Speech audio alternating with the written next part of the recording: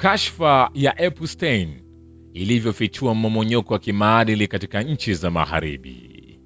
Lakini balozi wa Marekani awatukana NATO, asema nchi za Ulaya wanachama wa NATO ni watoto wadogo.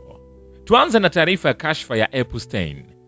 Wimbi la kujiuzulu linaloshuhudiwa huko Downing Street, kuanzia mkuu wa wafanyakazi wa ofisi ya waziri mkuu wa Uingereza hadi mkurugenzi wake wa mawasiliano, ni ishara za nje za mgogoro mkubwa wa kimaadili miongoni mwa wasomi na viongozi wa Magharibi.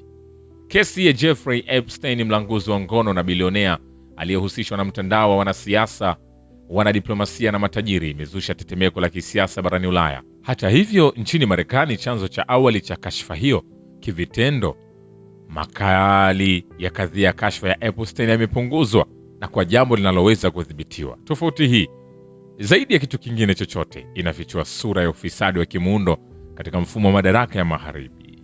Nchini Uingereza, mashinikizo ya maoni ya umma na utaratibu wa bunge yamemfikisha Keir Starmer, ambaye aliingia madarakani akiwa na kauli mbiu ya kusafisha siasa, katika hatua ambapo waziri wake mkuu unaoendelea kukabiliwa na mashaka makubwa. Uchunguzi wa maoni uliofanywa na YouGov unaonyesha kwamba karibu 50% ya wapiga kura wanataka Starmer ajiuzulu, huku 25% pekee wakiamini anastahili kuendelea kuwa waziri mkuu. Mgogoro kuhusu balozi wa Uingereza huko Washington, Peter Mandelson, umeonyesha kwamba kile kilichoonekana hapo awali kama tatizo la kawaida la waziri mkuu sasa limekuwa tishio kubwa kwa nafasi ya Starmer mwenyewe. Kosa la Keir Starmer halikuwa katika kutenda uhalifu, bali katika kuanzisha uhusiano na mtu kama Peter Mandelson, mwanasiasa mwenye ushawishi mkubwa wa chama cha Labour, ambaye kwa miaka mingi alificha au kufifiza umuhimu wa uhusiano wake na Epstein. Katika mfumo wa Westminster, kufumbia macho huku kwa maksudi kunatosha kudhoofisha uhalali wa kisiasa.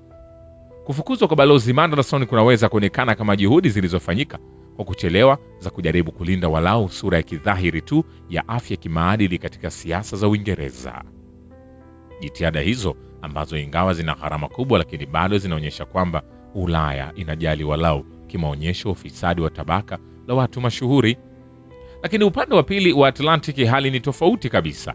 Sio tu kwamba Marekani haijakumbana na maporomoko makubwa ya kisiasa, lakini pia watu wengi waliotajwa katika nyaraka na faili la mlanguzi wa ngono Jeffrey Epstein wanaendelea kushikilia nyadhifa zao za kisiasa na ushawishi wa pesa.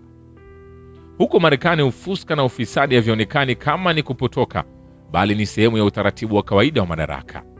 Mfumo wa kisiasa wa Marekani umeunganishwa sana na ushawishi wa kifedha, mitandao ya usalama na maslahi ya vyama, kiasi kwamba kashfa za kimaadili hata katika kiwango chake cha juu zaidi kama vile za Epstein haziwezi kumwajibisha mhusika. Hapa ndipo dhana ya kuwakingia kifua watu mashuhuri inapobadilika kutoka madai matupu na kuwa hali halisi. Faili la Epstein limeonyesha jinsi baadhi ya watu mashuhuri na wenye madaraka huko Magharibi wanavyohusika katika unyanyasaji uliopangwa ndani ya muktadha wa muundo wa madaraka.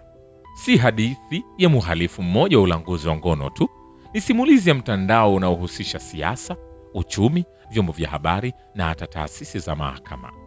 Majina ya wahusika katika uhalifu na kashfa hiyo yanapochujwa na kufichwa, uchunguzi ukasitishwa, na maoni ya umma yanapopendishwa na kuelekezwa kwenye migogoro ya kubuni au ya kiusalama, jambo hilo haliwezi tena kuwa kadhia ya kutokea kwa sadfa na mara moja tu. Huu ni mpangilio wa kimfumo.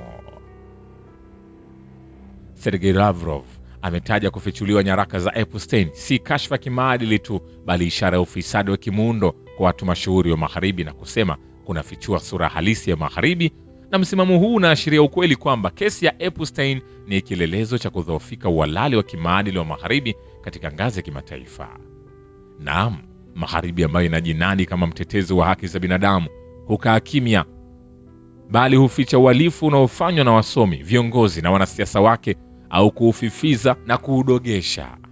Jambo muhimu na la kupewa mazingatio hapa ni kwamba hata msimamo mkali wa Ulaya katika kadhia hii hauna maana ya kuwa usalama kimaadili, kwani kujiuzulu wanasiasa wanaohusishwa na faili la ulanguzi wa ngono wa watoto wadogo na kuomba msamaha kama kutasababisha mageuzi ya miundo ya haraka kutakuwa sawa na kidonge cha kutuliza maumivu badala ya kuponya ugonjwa.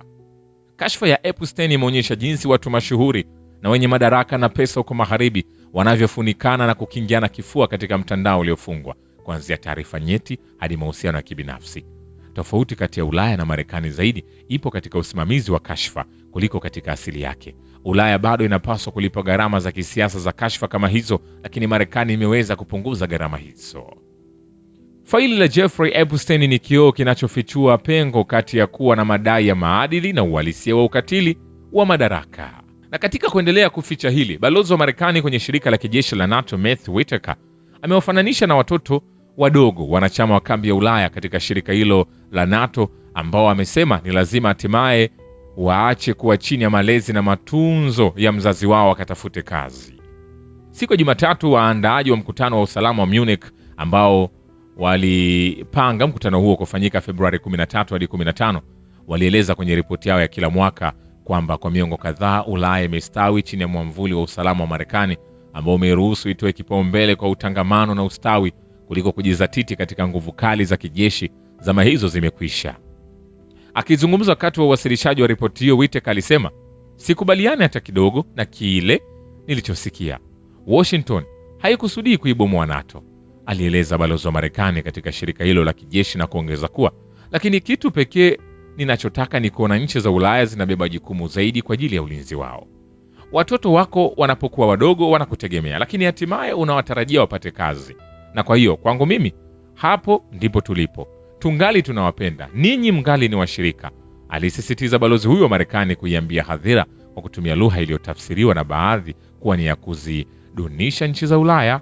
Katika mwaka wake wa kwanza madarakani, serikali ya rais wa Marekani Donald Trump imetangaza mara kadhaa kwamba itapunguza kutekeleza ahadi zake kwa nchi za Ulaya, huku ikijikita kwenye kulinda ardhi ya Marekani na kuzuia hujuma za China.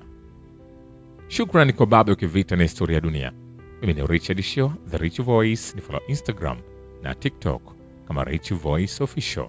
Asante.